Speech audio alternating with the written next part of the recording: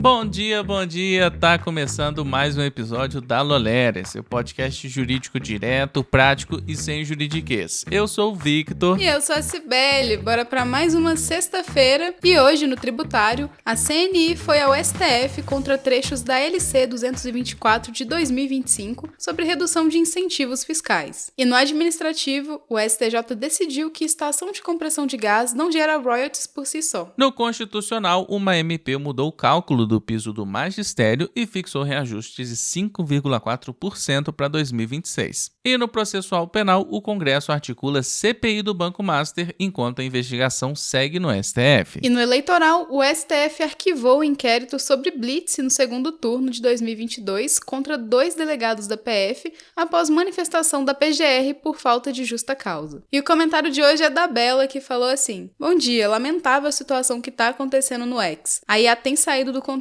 e precisa para ontem ser regulamentada. Pelo menos estão tomando providências, mas até que ponto vamos chegar antes da regulamentação?" Muito obrigado pelo seu comentário, Bela. Inclusive, é hoje que a gente sorteia o segundo kit Loléria, com caneca e café. Quero aproveitar o espaço também para avisar o Renato Martoni que entramos em contato com ele via direct hoje. Então, Renato, por favor, confira o seu direct. A disputa foi acirrada, mas no final do episódio a gente vai trazer o resultado, então fiquem ligados. Então pode pegar o seu café, colocar o fone e vamos entender como essas decisões estão moldando o direito no Brasil.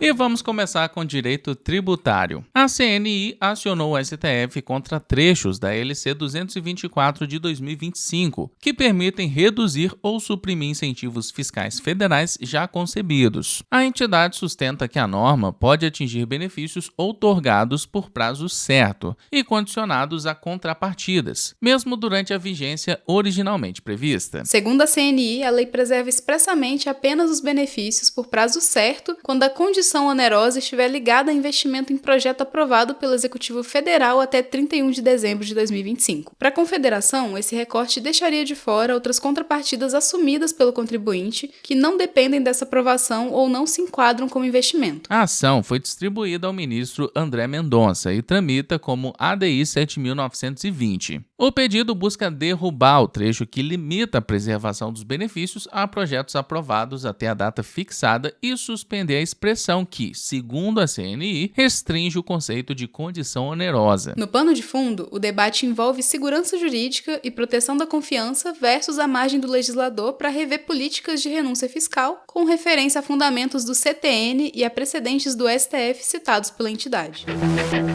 Você que atua ou quer atuar no direito da saúde, deixa eu te fazer uma pergunta. Você já sentiu que na hora do caso concreto a teoria não anda na mesma velocidade do problema do cliente? Porque na prática é assim, surge reajuste abusivo, negativa de cobertura, prazo correndo e a decisão precisa ser segura, técnica e bem rápida. Foi desse cenário real que nasceu o Manual de Direito da Saúde Suplementar. Ele não é só um livro, é um guia prático e direto pensado para quem está no dia a dia da advocacia. E tem um detalhe importante. Ao adquirir o manual, você ganha acesso imediato a um curso complementar para aprofundar ainda mais a atuação. Quer mais clareza, técnica e confiança? Acesse pelo link da descrição e dê o próximo passo no direito da saúde.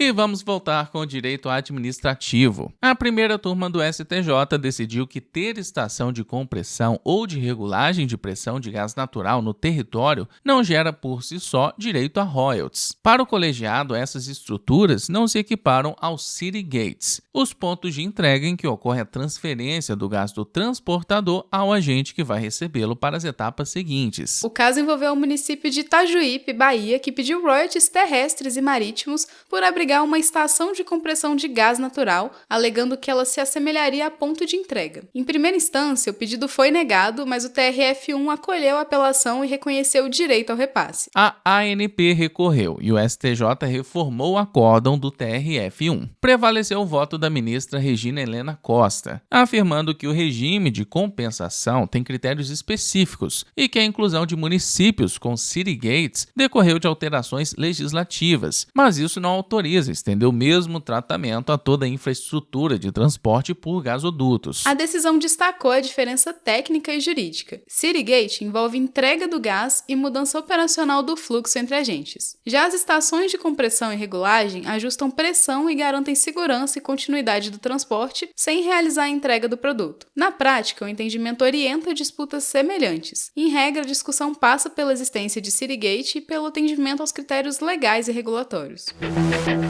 E no direito constitucional, a MP 1334 de 26 mudou as regras de atualização do piso nacional do magistério e prevê reajuste acima da inflação em 2026. O piso para 40 horas passa de R$ 4.867,77 para R$ 5.130,63, alta de 5,4%. O governo informou que isso equivale ao ganho real de 1,5 pp acima do INPC de 2025, indicado como 3,9%. A MP foi assinada em 21 de janeiro de 2026 e publicada em 22 de janeiro com efeito imediato, mas depende de aprovação do Congresso para virar lei, artigo 62 da Constituição. A tramitação indicada prevê análise pela Comissão Mista de Orçamento e votação na Câmara e no Senado. A fórmula de correção anual passa a ser INPC do ano anterior, mais 50% da média da variação da receita real das contribuições de estados, DF e municípios ao Fundeb, considerando os 5 anos anteriores. A MP também cria uma trava. O reajuste não pode ficar abaixo do INPC do ano anterior. O MEC afirma que a mudança adequa à lei do piso às alterações da EC 108, que reestruturou o Fundeb e se conecta à meta 17 do PNE. Na prática, o piso é mínimo nacional, mas a remuneração é paga por estados e municípios com recursos do Fundeb e complementações da União, e cada ente precisa formalizar um novo valor por norma própria.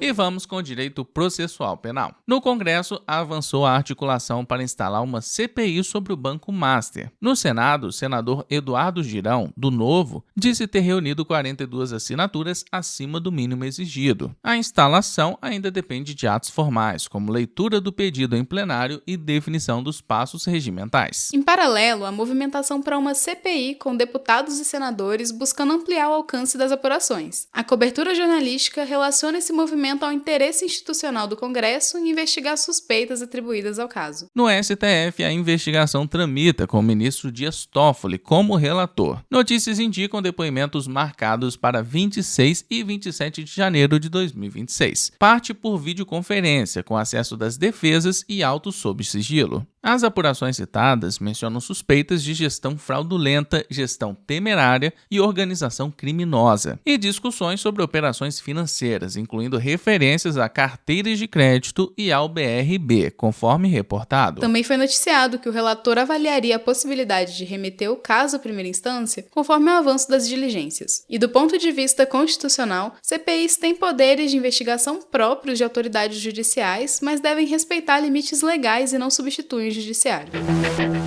E vamos agora com o direito eleitoral. O ministro Alexandre de Moraes, do STF, determinou o arquivamento do inquérito que apurava suspeita de ações para dificultar o deslocamento de eleitores no segundo turno de 2022. A decisão foi na PET 11.552, após manifestação da PGR pela falta de elementos mínimos para manter a investigação contra os investigados. Segundo as informações divulgadas, os delegados Alfredo de Souza Lima Coelho Carrijo e Léo Garrido de Salles Meira tinham sido indiciados pela PF e eram investigados por possíveis crimes como prevaricação e violência política, além de referências a ilícitos eleitorais e a abuso de autoridade no contexto das diligências. Moraes acolheu o entendimento da PGR de que faltava justa causa para a continuidade. Não haveria indícios mínimos de autoria e materialidade, de forma individualizada que vinculassem os dois delegados aos fatos. Também foi apontado que não existiriam diligências remanescentes capazes de alterar esse quadro probatório. O arquivamento encerra o procedimento investigativo por insuficiência de suporte probatório e não significa absolvição judicial em sentido estrito, nem abertura de ação penal. Como regra, pode haver reavaliação se surgirem novos elementos concretos e juridicamente relevantes, com nova provocação e análise do órgão competente dentro das funções institucionais da PGR e do controle do relator no STF.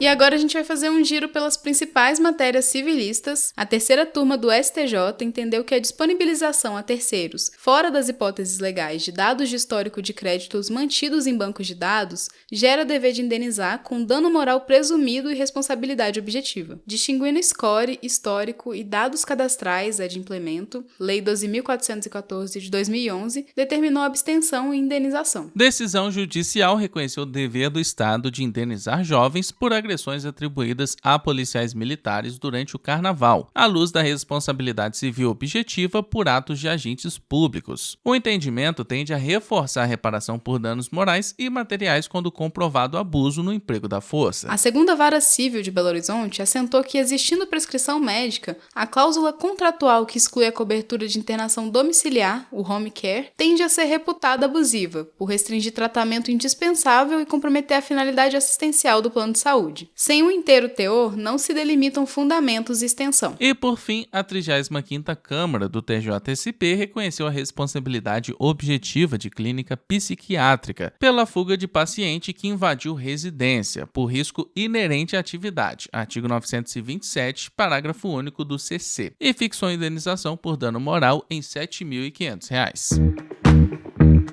E a gente vai chegando ao fim de mais uma edição, e muito obrigado por ter ficado com a gente até aqui. Mas conta aí, Victor, quem que ganhou a caneca nessa semana? Pois bem, Cibele, vamos começar pelo top 3, né? Em terceiro lugar, ficou a Bela com 50 comentários. Em segundo, o Reinaldo com 54. Eu honestamente achava que um desses dois ia ganhar essa semana, mas quem ganhou foi a Ana Bia com 63 comentários. Parabéns, Ana Bia. Vamos entrar em contato com você por direct, então deixa o seu arroba aqui nos comentários. E pro Reinaldo e pra Bela, eu gostaria de dizer que terça-feira lá no Após a Graduação tem um novo sorteio, viu? Então aproveita pra voltar lá e tentar comentar mais, que com certeza um de vocês dois vai garantir o kit de vocês também. E não esquece de seguir a gente no seu agregador de podcast favorito, ativar as notificações e avaliar a gente com 5 estrelas. Aproveitem também para se inscrever na nossa newsletter jurídica. Todo dia você recebe no seu e-mail as principais notícias jurídicas. Ela é gratuita e você pode se inscrever aqui na descrição. Compartilha também esse episódio lá nos seus stories e marca a gente no @law.letter. Então é isso, se cuida, bom estudo e bom trabalho por aí.